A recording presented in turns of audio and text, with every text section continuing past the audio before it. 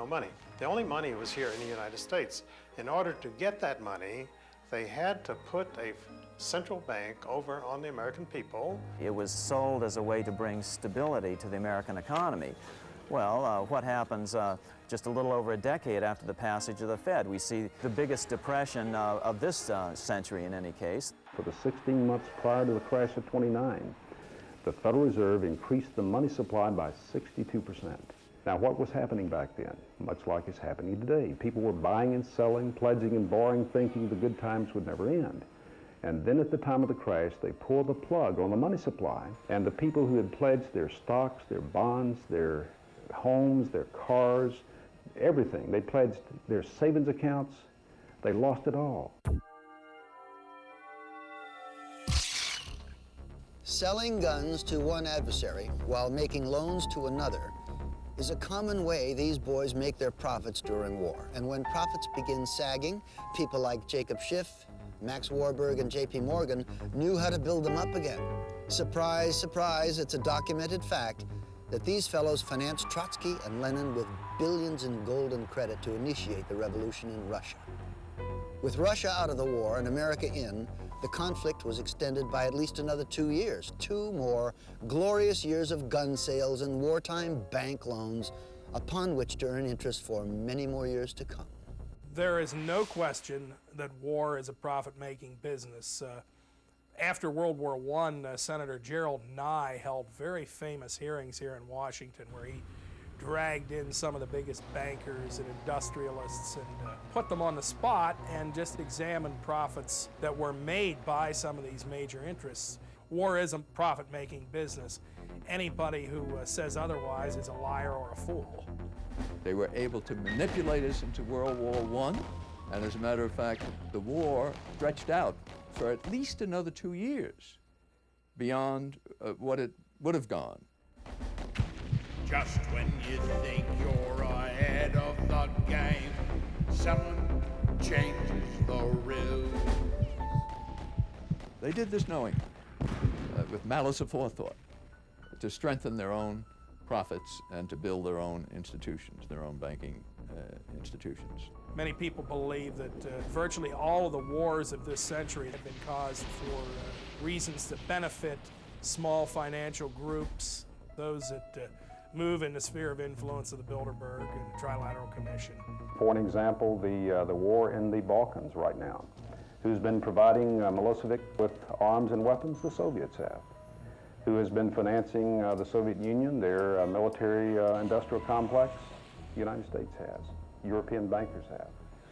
So the bankers have been financing both sides of every major conflict. Conflict brings progress, but controlled conflict brings controlled progress.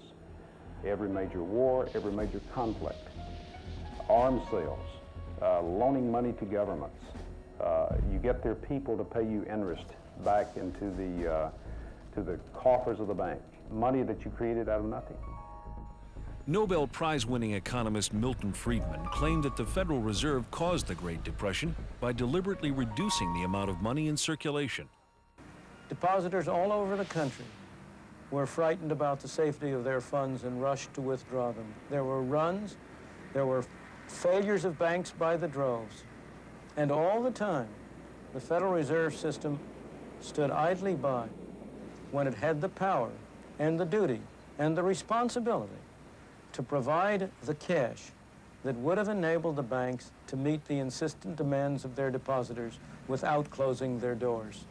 Congressman Louis McFadden, chairman of the House Banking Committee during the crash, agreed, saying, "The Great Depression was a carefully contrived occurrence by international bankers seeking to bring about a condition of despair so that they might emerge as the rulers of us all."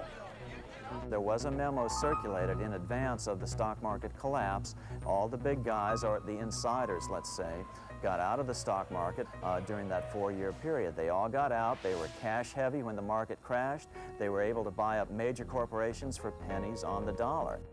Franklin Roosevelt's own son-in-law called the Depression the deliberate shearing of the public by the world money power, triggered by the planned sudden shortage of call money in the New York markets. Insider Joseph Kennedy's wealth grew from $4 million in 1929 to over $100 million 4 years later. Then, as now, America's press failed to tell us what was happening. These scenes of unrest in America have never been seen before. Cameramen would shoot them, but newsreels wouldn't play them. Controlling the news started early in America. Of course, the lighter side of the news continued to get lots of play. And they're off. Around the first bend, it's Bronco winning by a beat. Love Feather in second, and Hop skipping a jump. Now coming around the turn, it's Black Feather. Hop skipping a jump is Red Hop. And Hop skipping a jump is down. Oh, ladies and gentlemen. Fortunately, populists from President Andrew Jackson to William Jennings Bryan to Father Charles Coughlin were courageous enough to speak the truth.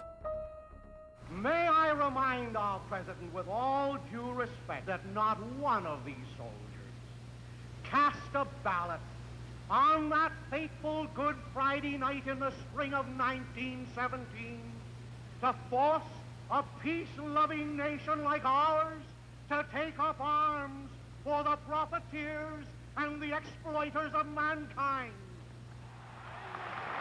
And during the Depression, no one was more dangerous to the banking interests than Huey Long. We've tried the Republican Party, we've tried the Democratic Party, then we've gone back and tried the Republican Party, and now we're back trying the Democratic Party. And unfortunately, whenever we get into power with either one of these parties, we find that the one crying need of our people, the redistribution of wealth, so that none would be too poor and none would be too rich, is always neglected by the party that is in power. How many men ever went to a barbecue and would let one man take off the table what's intended for 9/10 of the people to eat? The only way you'll ever be able to feed the balance of the people is to make that man come back and bring back some of that grub he ain't got no business with. But assassination as a tool of political policy was nothing new to this crowd.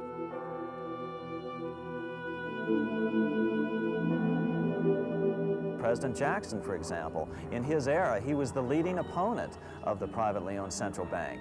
Well, what happened to him was an assassin who was connected to international bankers, it was later found out, got right up to Jackson, stuck 2 pistols in his belly, fired both at the same time, both misfired. Jackson was saved.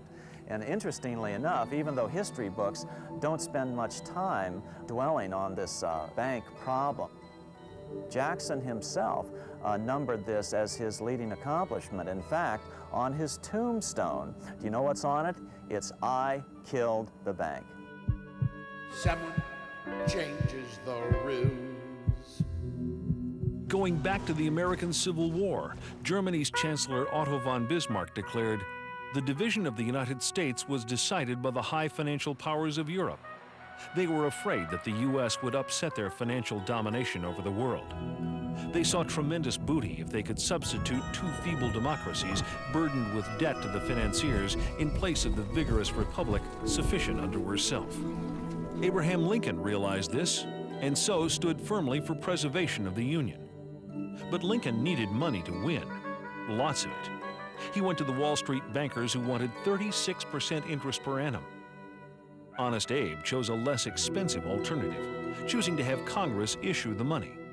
The bills were called greenbacks, and they weren't backed by gold, only by the full faith and credit of the United States. With Congress issuing the money, not 1 penny of interest was paid to private bankers. The assassination of Lincoln was related to the bankers wanting control of the money. The same thing went for John Kennedy, that he was planning to reintroduce